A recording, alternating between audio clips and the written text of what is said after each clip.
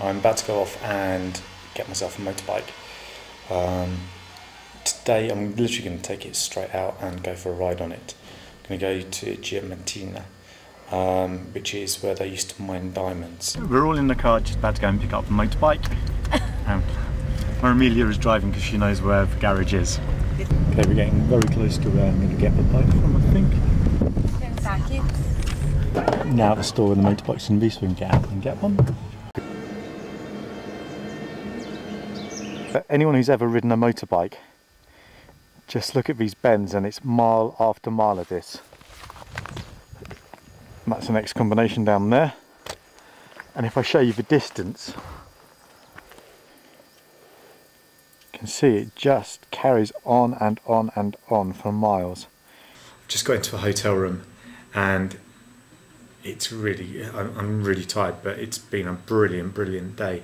This morning I was in Belo Horizonte and then took this road here up to City Lagos and headed up north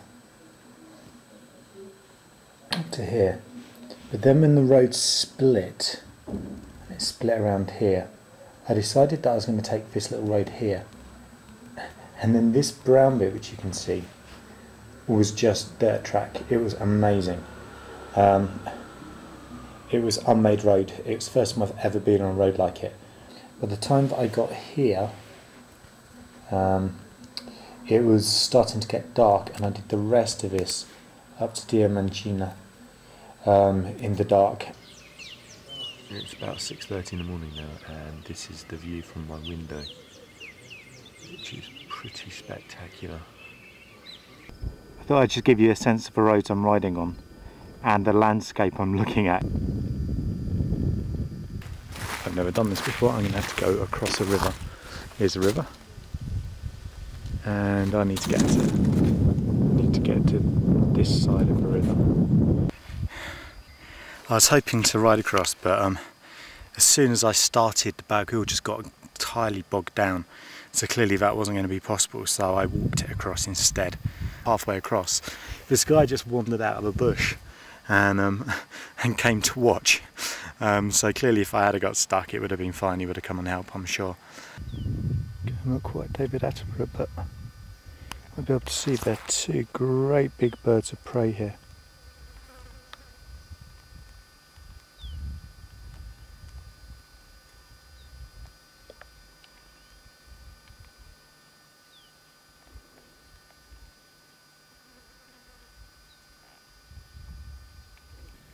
Been thinking about perfection and kind of our Western Renaissance sense of perfection is logical, it's smooth.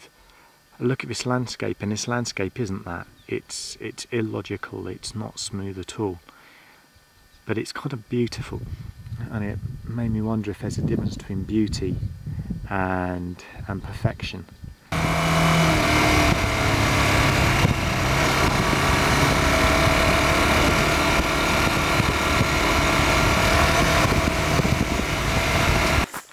I'm on what's recorded as a state road, and you get to this. This is the bridge that I've just come across, and you can see it's got a huge number of the slats missing. Just to give you a sense, up here, down there. So I got about halfway across, and my tyre just slipped between these things, so I'm stuck halfway across. I managed to get off the bike and drag a chunk of the way. Thankfully, the wheel, the brake disc stopped the front wheel from going straight down. There are mozzies galore here, and I'm still being fairly hassled at the moment. Anyway, all fun. On to the next little bit. So about 10 minutes on from my last adventure, I get to a proper bridge. It's an amazing river, just look at it going through there. On this side, just as amazing. Really doesn't get much better. So I've just had a few of the most amazing hours of biking ever. Slightly more adventurous than I'd first anticipated. If you have a little look at the state of my bike, I hit a puddle of really deep mud, and that kind of covered my bike in mud and threw me off. So that's the first one, and I was really annoyed because the right wing ring mirror came off on that. Then I came off again because there were really deep stones, lots and lots of deep stones. Anyway, that's where I'm heading to now. It's Datas and Cerro particularly, so it's about 60k, it's about 40 miles, 30-40 miles. So hopefully I can do that in the next hour or two. Okay, it's Thursday morning. Last night actually ended up quite well. The road to Cerro was twisty and really great, and so I had a lot of fun riding that. When I got into Cerro, I passed this little garage, and it was really nice. It was a motorcycle guy. I spoke to him, showed him the broken wing mirror, and he managed to replace it for me. And he oiled my chain and fixed that as well. He just lubricated it and made sure that was set up properly. Today I head south, heading back to Eloise's flat. There's a road called the Royal Road, and I read about it in the last place I stayed at, and they suggested that you went down this and it took you through some really nice pretty villages and things.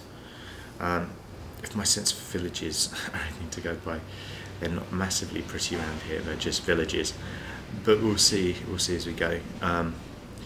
Potentially it's quite a long trip when I'm looking at it, and the roads, again, back to mud roads, so hopefully I better manage it all in one day.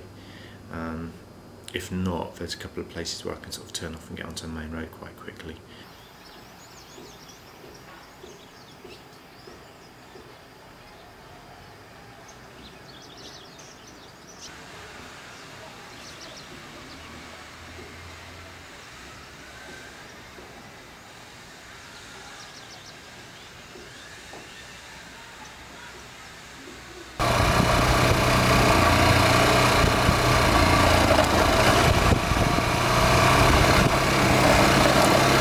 I'm on a really main road. This is the 010 into Belo Horizonte from Cerro, and the road, as you can see, is a mud road. But then you suddenly get these well, muddy bits, and they're really scary. You're not quite sure where they're going to come up.